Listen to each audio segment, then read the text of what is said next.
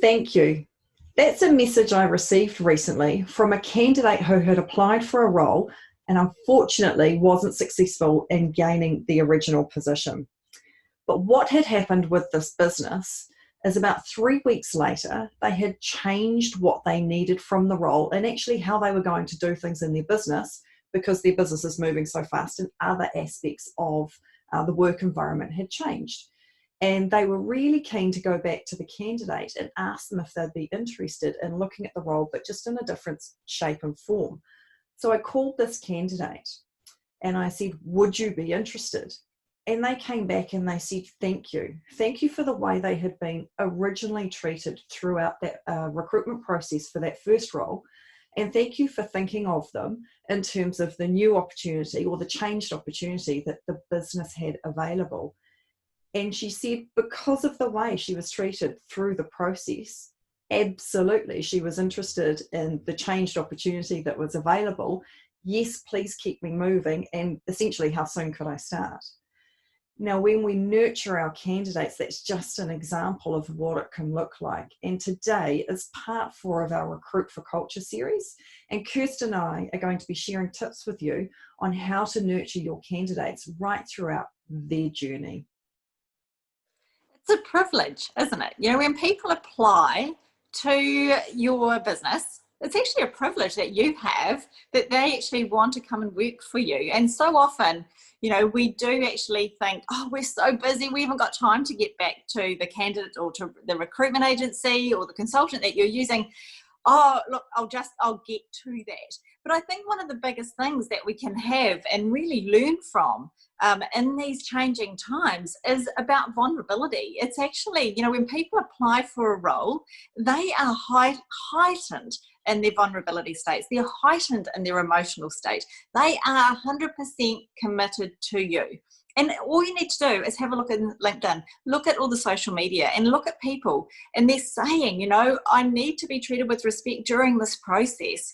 And so I actually think, along with Sarah, we could actually really make it a standout factor for your business. Imagine going home being totally proud of how you handled the process with your candidates and with your agency. So people are completely up to date all the time. And one of the things that I really love actually is, why not surprise and delight? Why not actually quickly record a message and send that? Or record a video and send that. Imagine being a candidate going through a journey where you're so emotionally connected to this and you actually receive a really nice personal video and people go, I've got time for that.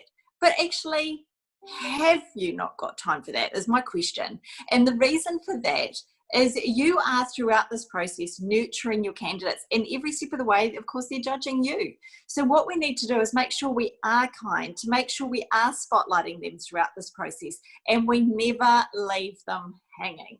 How often do we hear from people that say, and how often have you, think back in your career and think, how often have you ever applied for a job and they said they'd get back to you by a certain day or a certain time and they just don't, and it's just crickets.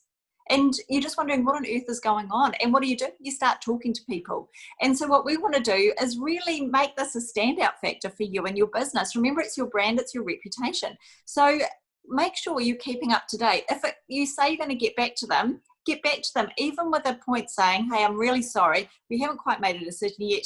We will let you know by X date. And one of the key things is, please never, never, never go into a weekend without giving all your candidates an update, because that's a lot of sleep. That's a lot of emotional time that they're putting into that. So please remember, be kind, show immense respect, and really showcase who you and your business are all about. And a really great way to keep in touch with candidates and understand what that can look like is to map out your candidate process. Just like Kirsten always talks about mapping out sales processes, well, you can actually, in customer processes, you can do the same for your candidate process. I did this recently with a client, and they were absolutely amazed at how many missed opportunities they had in terms of keeping in touch with their candidates. So I do suggest, just like you would for a sales or a customer process, is actually map out what that candidate engagement process is going to look like, who's responsible for the different parts of it, and then to actually do it. Guarantee you'll be pleasantly surprised at the outcomes. And also just part of that process is mapping what type of communication's relevant as well. You know, when we're working with candidates, as Kirsten said, they're also busy and they have things going on for themselves as well. So making sure our communication style with them works for them. So again, I was working with a candidate recently who was in a role. So during the day, aside from breaks, texting was her only mode of communication. And then after work, she was able to have conversations. If that's what's needed and that's going to keep a process moving forward and that's what works for the candidate, then do it. As long as those processes are fit for purpose for the person, that human factor in that process as well. And also making sure that that communication style is right. So it's short, concise, and to the point, because we are trying to grow trust and build what we hope is an employment relationship. So getting it right, getting the touch points right at this point in time is also very important. And one last tip, and I see this over and over again, and Kirsten's touched on it around as well, around keeping in touch with candidates.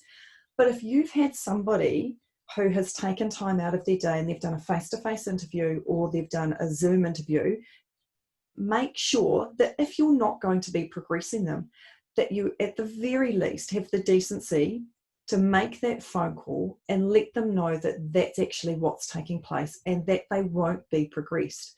Again, time and time again, Kirsten and I are hearing and seeing that candidates, even very senior managers who have gotten to the last two, so the very final stages, are being ghosted by either, unfortunately, sometimes agencies or even employers themselves. And every contact point is around our brand and reputation, but also we're dealing with humans and they've got their own journey they're going on. So we need to make this as comfortable as we possibly can. So please, again, no matter what stage the person's at, make sure that we actually call them, in particular if they're not being progressed, so they know where they stand in the process.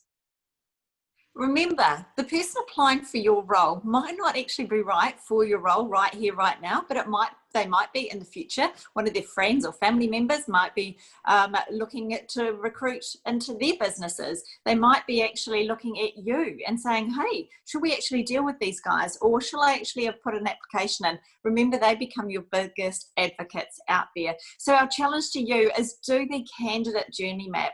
Go through and actually apply the vulnerability factors, the communication factor, making sure that you've got the frequency right, the mode right, and actually sharpen it up a little bit, and make it really stand out. Do something a little bit different. Surprise and delight. Remember, your candidates are at their most vulnerable. They are showing up in a very probably nervous state. Let's nurture them. Let's keep them involved and let's create this amazing excitement and realistic expectation throughout the actual process. So this is episode 4. We've gone through and we picked off this series of Recruit for Culture, where we looked at making sure that we really showcase our culture. We go through and we got laser focused into what competencies do you actually require in your roles, your knowledge, your skills, your ability.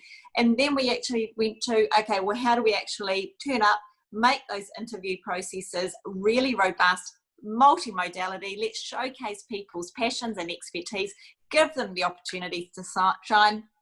And then lastly, we've just had a look at make sure throughout this entire process, we're nurturing, we're making sure that we're absolutely showing up as our best selves. Our businesses are showing up as our best self. And final comment is always remember, people can replicate usually very easily your product and the service, but what they can never replicate is your culture and your people.